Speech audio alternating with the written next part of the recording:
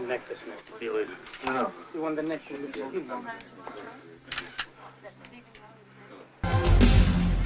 Please.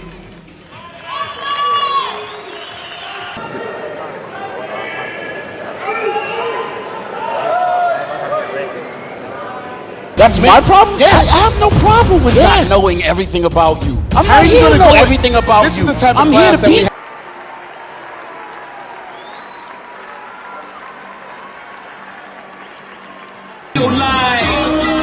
I need a slow motion video right now. Top 10 most controversial bodybuilding fights. Number 10. Arnold vs. Mike Mentzer. Mike Mentzer and Arnold Schwarzenegger represented the two main pillars of the 1970s bodybuilding world. Mike and Arnold got into an argument at the 1980 Mr. Olympia in a head-to-head contest. And although Arnold won the title that year, most people believe to this day that Mike was in better shape and should have won the contest. In the pre-contest meeting, when Mike defended Boyer Coe on an issue, Arnold changed the subject by taunting a total non-sequitur at Mike, saying, "Mike Mentzer, we all know Zane beat you last year because you have a big stomach." The two almost came to blows before others intervened. Tom Platz was witness to the incident and had a very interesting view on the rivalry. The training approach of both men were vastly different. I was walking around in a fool's paradise. I thought everyone was as nice a guy as I was. He's got the small hips and the good shoulders. He's got great symmetry. Obviously, everybody knows that, and it really comes through when you see him live.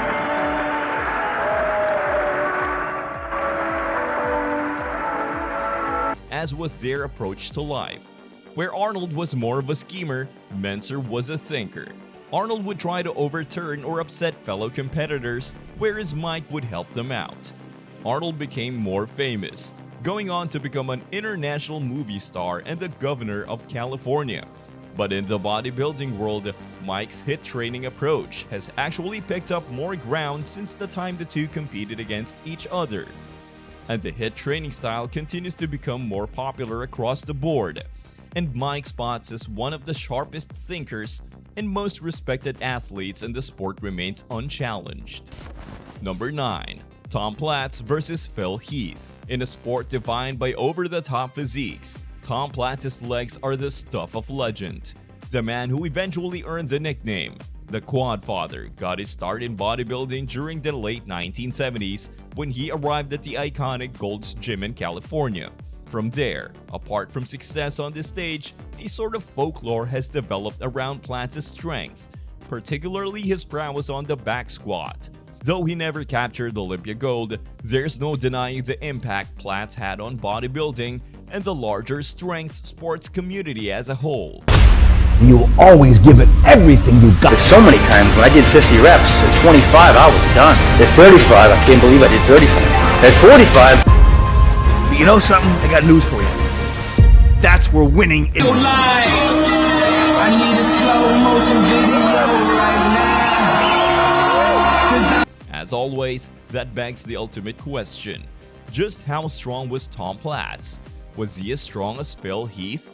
His sarcastic summation of Phil might point to a certain level of professional jealousy, but Platz is a seasoned professional who would never go that far. Number 8. Ronnie Coleman vs. Kevin Levrone. Aesthetic bodybuilder Kevin Levrone and Ronnie Coleman's paths crossed many times. The 1990s marked the beginning of their intense rivalry. The mass monster era had already been ushered in by Dorian Yates. Sky booth with Mike Matarazzo, and our first contestant finally is 35-year-old Kevin Levrone.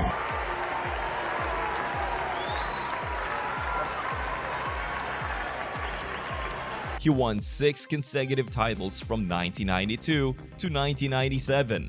During this time, Levrone burst onto the scene, taking second cut in Mr. Olympia in 1992 and 1995. Although Coleman tried very hard, he ranked lower than the bodybuilding prodigy. The king neither had the aesthetics and symmetry of Levrone, nor could he match the Herculean size and conditioning of Dorian Yates. But the bodybuilding behemoth shocked everyone with his size and muscularity. That day, Coleman was the clear winner, with LeBron coming fourth.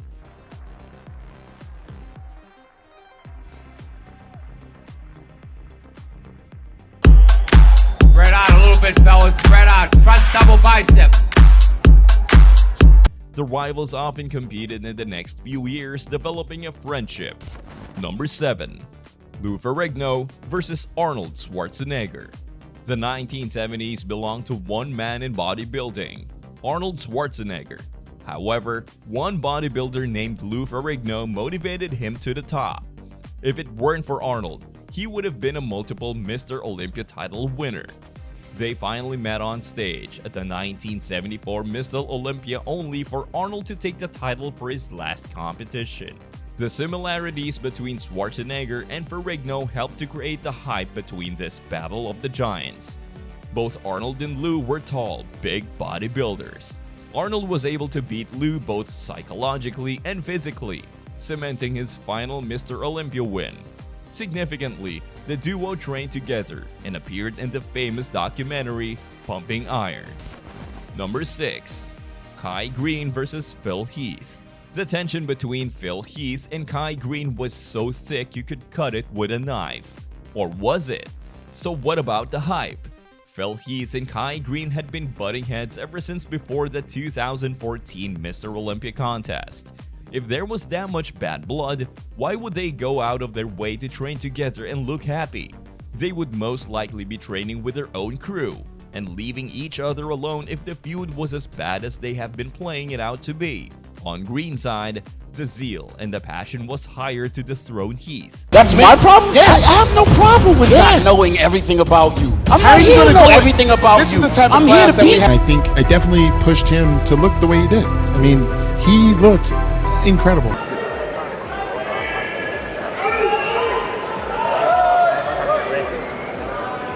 Since the latter went on a 7-time winning streak, Mr. Olympia, and Green was always close but no dice.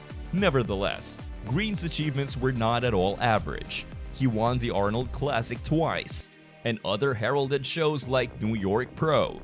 Such were his skills that he is often considered one of the best bodybuilders to never win the Sando Trophy. But as years have passed by, Green does not have any major issues against Heath. If anything, he looks back on their rivalry as a sweet, romantic love story. His respect for Heath has only increased since. Number 5. Ronnie Coleman versus Dorian Yates. While Dorian Yates introduced the bodybuilding world to the mass monster era, it was Ronnie Coleman who took it to a level that has never been replicated. Although both athletes were renowned for their paper-thin conditioning and gargantuan physiques, they had completely different personalities and character quirks. Although both legends participated together a few times, they were never in direct competition. Yates started picking up nagging injuries and retired from bodybuilding in 1997 after reigning on the Olympia throne from 1992 to 1997.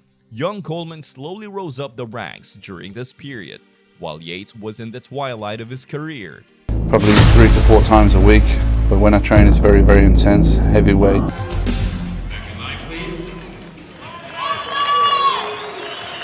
I'll be back next year. I'll definitely be back next year and better than ever. Both men were genetic marvels who had superior muscle separation, conditioning, and skeletal structure than most athletes of their era. Coleman was clearly the bigger bodybuilder of the two, weighing nearly 300 pounds on stage. Yates was slightly smaller, which sounds ridiculous, as he stood at 5 feet 9 inches, weighing a whopping 260 pounds in contest shape. Number 4. Dorian Yates versus Arnold Schwarzenegger. Arnold Schwarzenegger and Dorian Yates are popular names in the world of bodybuilding. Despite being from different eras of competitive bodybuilding, their opinions on modern bodybuilding are a serious subject of debate.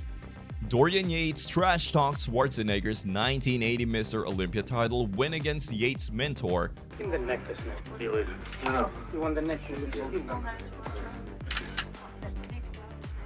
These awards will be given to competitor number 7, Sean Ray.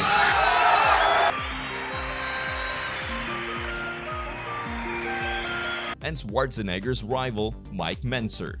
Pretty much everybody in the sport known accepted that he should have won that contest, he stated. Moreover, he didn't shy away from stating the reason. Arnold's friend was a promoter, and one of Arnold's friends were on the judging panel. Number 3. Phil Heath versus Sean Roden. You ask how and why was Sean Roden able to convincingly beat Phil Heath? Let's judge based on a few important factors. Most conclusive of which was this: Sean Roden had arguably one of the best set of abdominals in the game today. His midsection brought back the days of Flex Wheeler. Phil's midsection had slowly crept up on him to the point of no return, while Sean Roden was as static as you can be. Number 2. Ronnie Coleman versus Jay Cutler. The man who made the catchphrase "lightweight baby" famous, Ronnie Coleman has made a name for himself in the world of bodybuilding.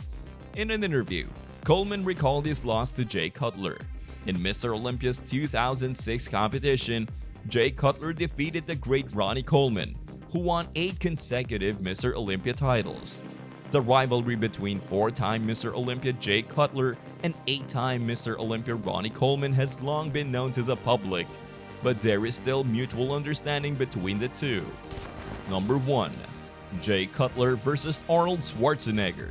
On his podcast, the Mr. Olympia winner talked about the legendary bodybuilder and actor Arnold Schwarzenegger. Cutler mentioned how the FUBAR actor is a bigger icon in Hollywood and bodybuilding industry.